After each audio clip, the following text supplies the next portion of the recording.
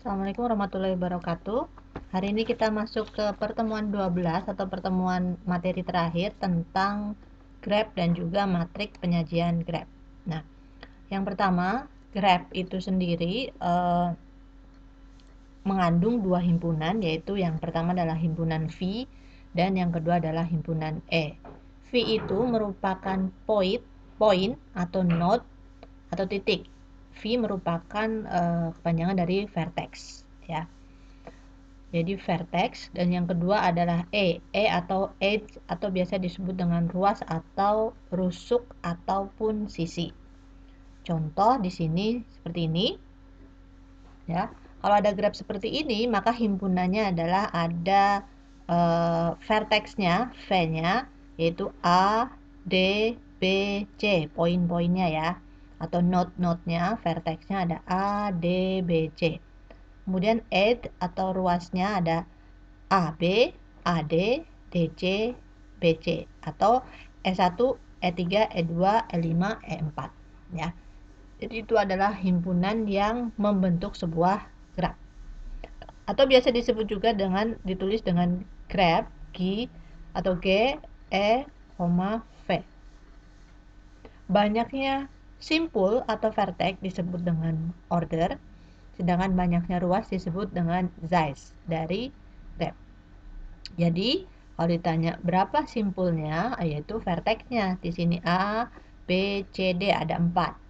Berapa ruasnya, ya, atau size-nya, maka di sini ada 1, 2, 3, 4, 5 ruas. Ya, itu untuk graf. Kemudian graf di bawah ini menyatakan suatu multigraf, ya. Apa itu yang multigraf?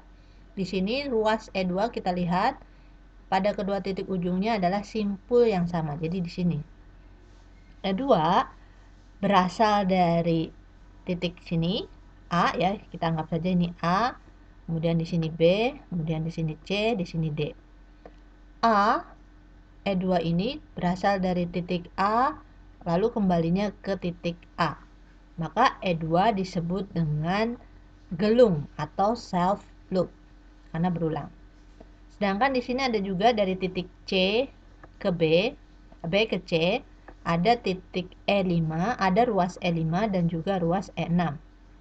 Nah, ruas E5 dan E6 karena berasal dan menuju ke node yang sama, ke simpul yang sama, maka disebut dengan ruas berganda atau ruas sejajar, ya. Kemudian graf juga graf yang tidak mengandung tadi ruas yang sejajar ataupun self loop, maka disebut dengan simple graph. Nah, kalau yang seperti ini berarti ini bukan simple graph karena dia mengandung self loop dan juga graph yang ruasnya sejajar, ya.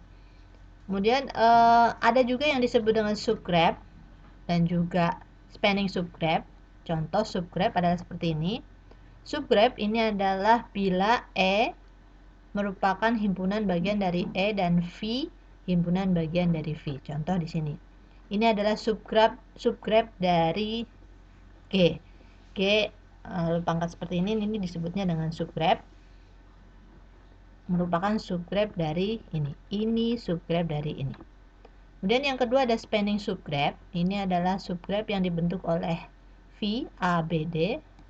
Penjelasannya adalah jika E mengandung semua ruas dari E yang titik ujungnya di V, maka G disebut subgraph atau subgraph yang direntang oleh V. A, B, D. Jadi ada subgraph, ada spanning subgraph yang lebih tertutup. Oke, ada graph berlabel. Apakah graph berlabel itu? Yaitu jika ruas atau simpulnya dikaitkan dengan suatu besaran tertentu. Ya, khususnya jika ruas E dari G dikaitkan dengan suatu bilangan non-negatif. Contoh graph berlabel adalah seperti ini. Kita punya simpul-simpulnya A, B, C, D, E, F, G. Lalu masing-masing ruasnya mempunyai label. Ya, di sini A ke B labelnya 3, B ke D 3, B ke C 2, A ke C 4 dan seterusnya. Ya, ini adalah contoh dari graph berlabel. Kemudian yang berikutnya adalah derajat graph. Derajat simpul V ditulis dengan B lalu V adalah banyaknya ruas yang menghubungi vertexnya atau V-nya. V ya. Karena setiap ruas dihitung 2 kali ketika menentukan derajat suatu graf. Maka jumlah derajat semua simpul adalah 2 kali banyaknya ruas graf. Jadi derajat graf kalau ditanya maka 2 kali size-nya ya. Contoh kita punya seperti ini. Ini adalah ada vertexnya A, B, C, D, lalu simpulnya ada 4. A ke C, A ke B, C ke D. Ya. Kalau ditanya berapa derajat simpul dari vertex A, maka jawabannya 2 karena A menuju ke C dan menuju ke B. Berapa derajat? Yang B, B juga 2. B menuju ke A dan juga menuju ke D. D juga 2 menuju ke C, menuju ke B. C juga 2 menuju ke D dan menuju ke A. Maka bisa dibilang bahwa size-nya atau derajat grafnya adalah 2 kali simpulnya ya, 2 kali size-nya. Simpul kan 2 kali ruasnya ada 4, maka 2 kali sama dengan 8. Jika derajat masing-masing simpul pada graf jumlahnya genap, maka graf tersebut disebut dengan Euler graph ya. Seperti ini. Ini adalah simpul disebut genap atau ganjil tergantung apakah derajat simpul tersebut genap atau ganjil. Kalau terdapat self loop, maka self loop dihitung 2 kali pada derajat simpul. Ini contohnya self loop yang mana? Self loop itu yang tadi yang berasal dan menuju ke titik yang sama atau simpul yang sama. Itu contohnya B. Ini B ke B.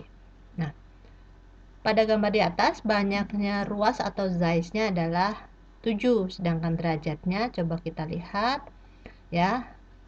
Derajat A ini 2, 1, 2. Derajat C berapa? 1, 2, 3. Benar?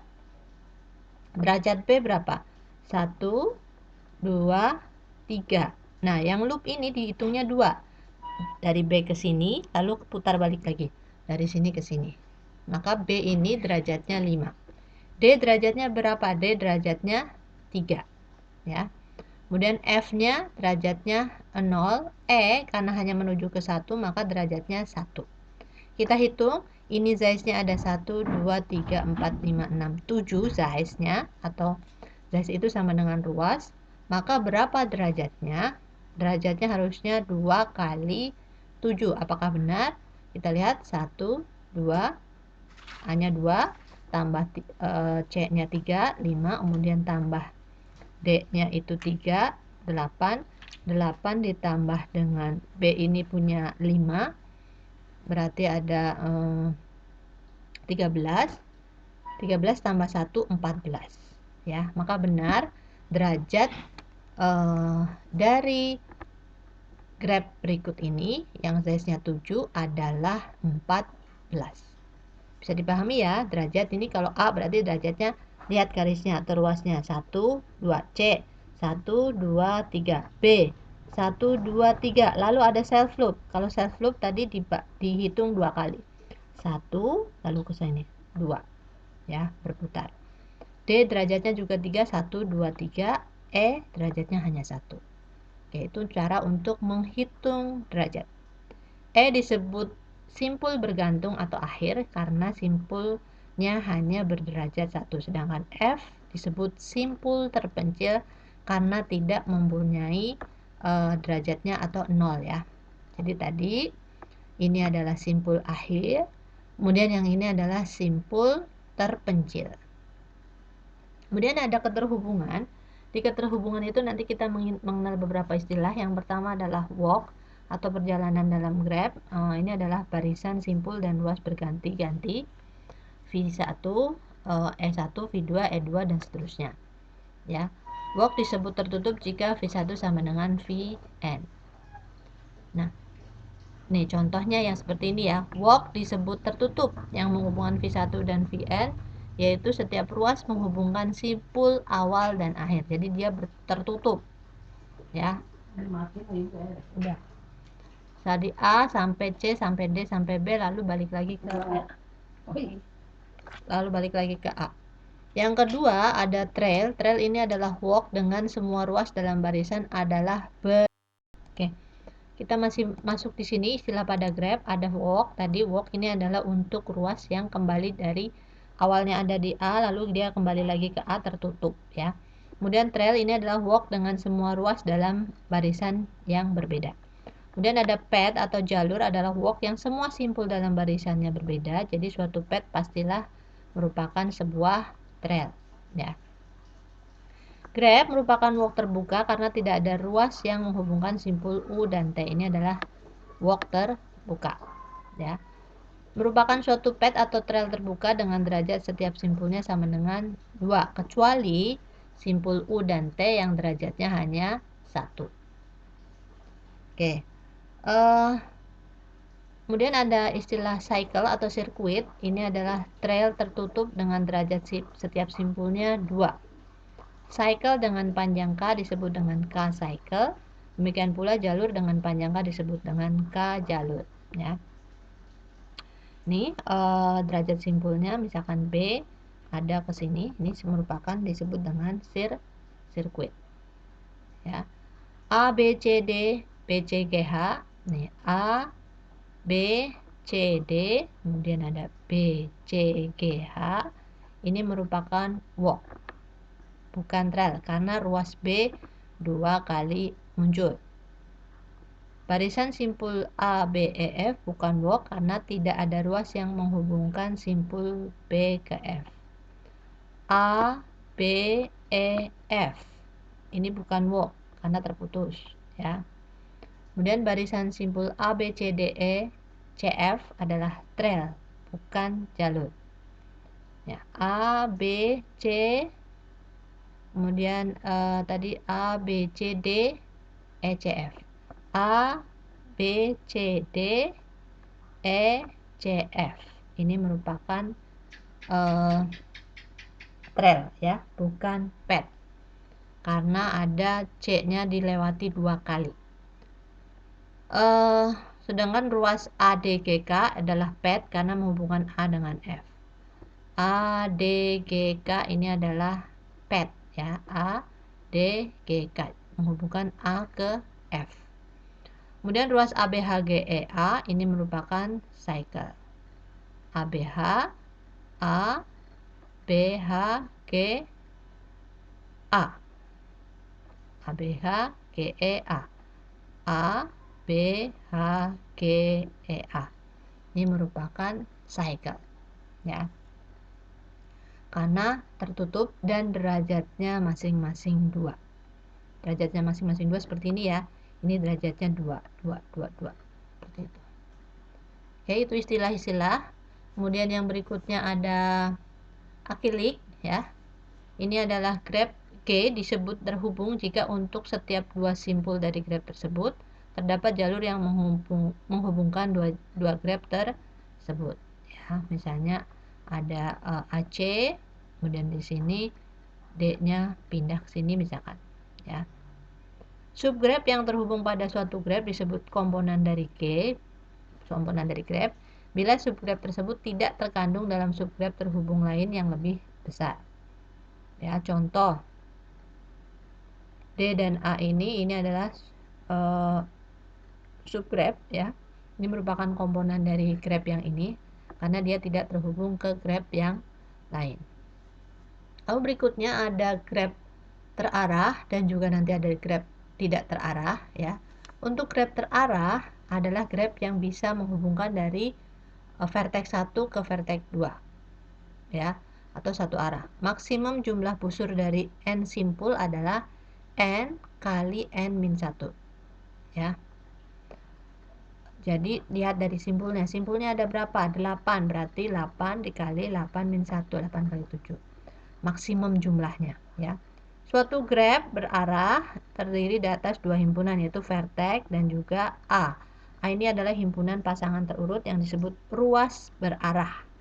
Ruas berarah disebut juga dengan arcus. Contoh seperti ini adalah graph berarah. V mengandung 4 simpul yaitu simpul 1, 2, 3, 4. A ya mengandung 7 arcus yaitu dari 1 ke 4, terus kemudian 2 ke 1, 4 ke 2, Ini harusnya ada tanda panah sini ya. Lalu 2 ke 3, 4 ke 3, dan 2 sendiri. Kenapa 2 tidak ada pasangannya? Karena ini ada loop. Ya, self loop. Arkus 21 muncul lebih dari satu kali, disebut sejajar. Tadi kan sudah ya kita bahas. Ini 2 ke 1 bisa lewat sini, 2 ke 1 juga bisa lewat sini. Maka ini disebut dengan arkus sejajar. Ya. Arkus suatu graf berarah menyatakan suatu bobot, maka graf berarah tersebut dinamakan jaringan ataupun network. Ya, biasanya digunakan untuk situasi yang dinamis. Kemudian ada graf tak terarah. Ini adalah graf yang menghubungkan dua vertex, misalkan V1 dan V2, V2 ke V1, ya, atau biasanya disebut dengan dua arah. Karena dia tidak memiliki busur, ya. Berapa jumlah busur ya maksimumnya, maka N dikalikan N-1 bagi 2. Ini contoh busur edge atau arc-nya. Ini simpulnya ya. Yang bisa dijalankan adalah dari V1 ke V4, V1 ke V2, V2, V3, dan seterusnya. Ya. Kemudian yang berikutnya ada beberapa masalah yang bisa diatasi dengan yang namanya grab. Yang pertama misalkan adalah untuk critical path, menggunakan grab berbobot dan mempunyai arah. Jadi misalkan ada beberapa masalah yang bisa diselesaikan dengan grab. Contohnya seperti ini. Kita mau menentukan critical path-nya, ya.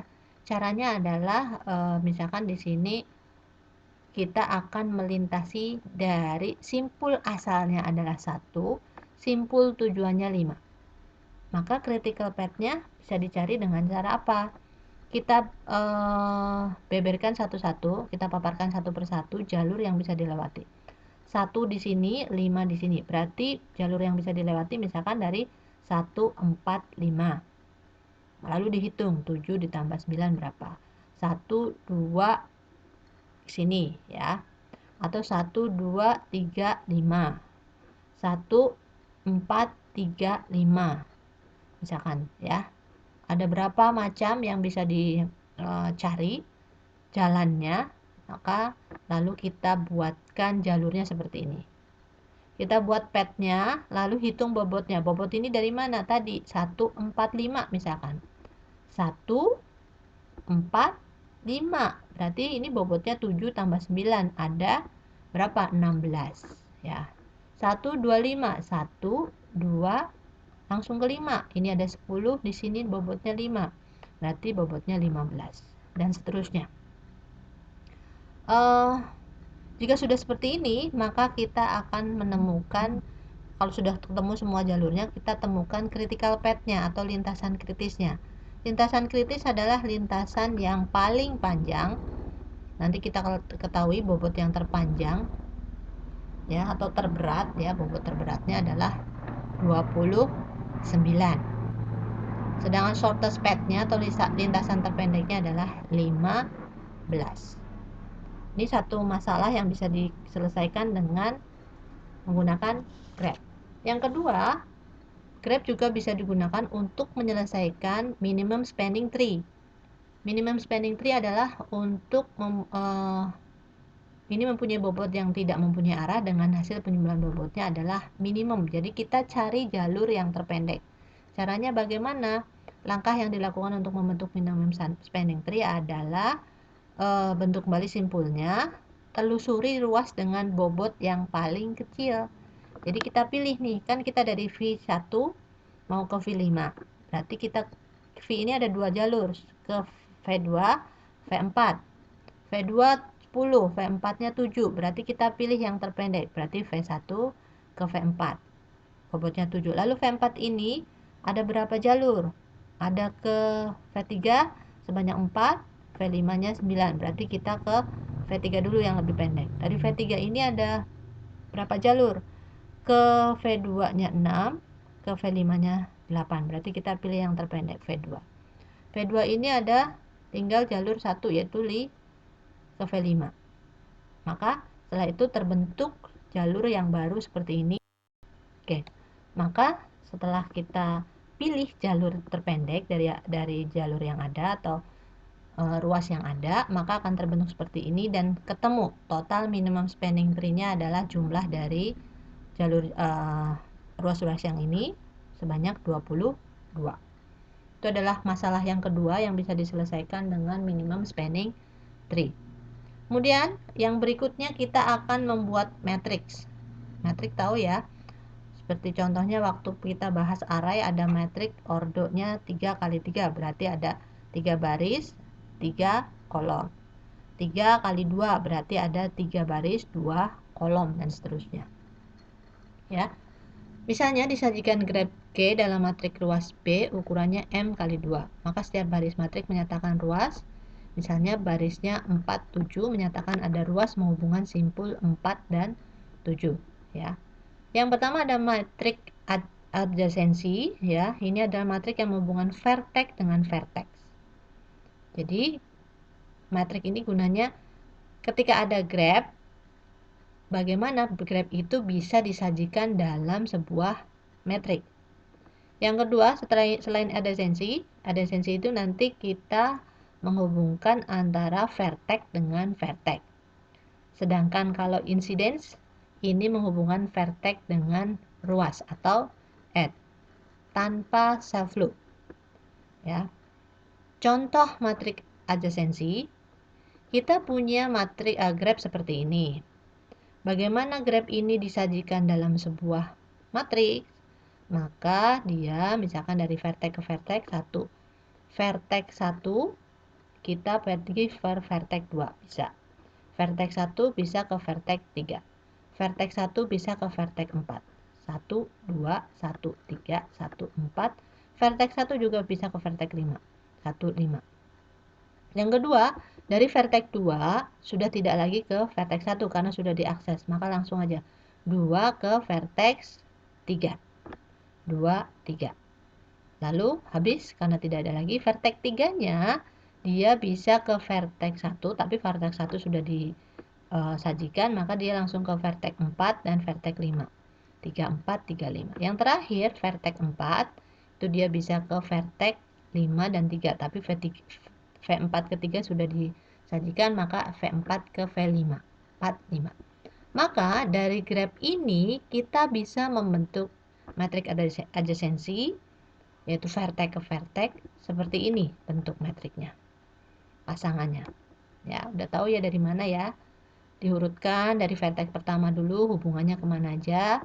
Lalu kalau sudah vertex kedua sisanya kemana, vertex ketiga, dan tidak ada yang berulang. Kalau sudah diakses tidak ditulis kembali.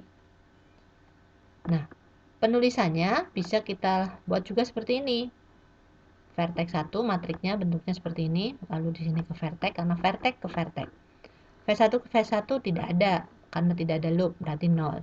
V1 ke V2 ada jalurnya, V1 ke V3 ada, V1 ke V4 ada, V1 ke V5 ada, V2 ke V1, V2 ke V1 ada, V2 ke V2 tidak ada, ke V3 ada, ke V4 nggak ada, V5 ada. V3 juga seperti itu, kemana? Dia ke V1, V2, V4, V5. V4 hanya ke V1, V3, lalu V5. V5 ke V1, V3, V4. Maka terbentuk dari graf seperti ini, terbentuk matriks seperti ini. Ini ya matriks adjasensi yang menghubungkan dari vertex ke vertex. Berikutnya, matriks incidence ini menghubungkan dari vertex ke ruas. Jadi kita tulis dulu vertexnya ada berapa, vertexnya ada 5, ruasnya ada berapa, ruasnya misalkan ada 8 samping. Lalu kita isi matriksnya dengan bilangan biner. V1 apakah dilalui oleh ruas 1? Ya. Apakah dia juga terhubung dengan ruas E2? Ya. Apakah terhubung dengan ruas E3? Tidak. Apakah terhubung dengan E4? Ya. Kali E5 ya. E6, E7, E8 tidak. V2 juga sama. Apakah V2 terhubung ke E1? Ya. Ke E2 tidak, ke E3 iya. Jadi hanya 2. V3 terhubungnya ke E3, E2, E6, E7. Maka ditulis. Yang terhubung diberikan angka 1 dan seterusnya. Maka kalau diminta untuk membuat matriks dari grab berikut, terciptalah matriks insiden seperti ini. Insiden tadi menghubungkan vertex ke edge atau ruas, simpul ke ruas. Sedangkan matriks adjacency menghubungkan dari vertex ke vertex. Bisa ya. Kemudian graf terarah adalah graf yang bisa menghubungkan dari V1 ke V2 saja ya. Kemudian penelusuran graf bisa dilakukan dengan cara depth first search dan juga breadth first search. Apa itu depth first search?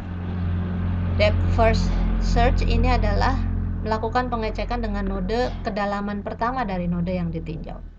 Contoh kita punya seperti ini, kedalaman berarti dari V1 kita cek V2 masih ada nggak dalamnya lagi? Masih ada, berarti kita tinjau. Lalu setelah ini dia masih punya anak nggak? Masih ada lagi nggak? Ada. Seperti ini. Ya. Ini disebut dengan depth first search, menyamping ya. Ke dalam dulu yang terhubung, baru kemudian ke samping. Yang berikutnya dari sini lalu kita bisa buat atau sajikan dalam bentuk matriks seperti ini. Sama, ini vertex ke vertex. Dari mana asalnya ini kita bisa lihat dari sini. V1 terhubungan dengan V2, maka di sininya 1. Terhubung dengan V3 tidak. Kalau tidak berarti 0, kalau terhubung dikasih angka 1. Berikutnya ada breadth first search, ini penelusuran yang akan diawasi dari node 1. Kemudian melebar ke adjacent node dari node 1 dan diteruskan ke node 2 dan 3. Nah, contoh seperti ini, jadi menyamping. V1 ke V2. V2 ada sejajarnya? Tidak ada. Berarti V2 ke V3 dulu. Lalu baru ke bawah. Lalu kemudian sejajar dulu, baru ke bawah. Nah, itu adalah dua cara penelusuran graf, yaitu dengan depth first search dan breadth first search. Nah, itu beberapa materi tentang graf. Silahkan dipahami lagi dan boleh silahkan mencari referensi lain untuk lebih memahami tentang materi graf yang sudah Ibu jelaskan. Terima kasih sudah menyimak. Assalamualaikum warahmatullahi wabarakatuh.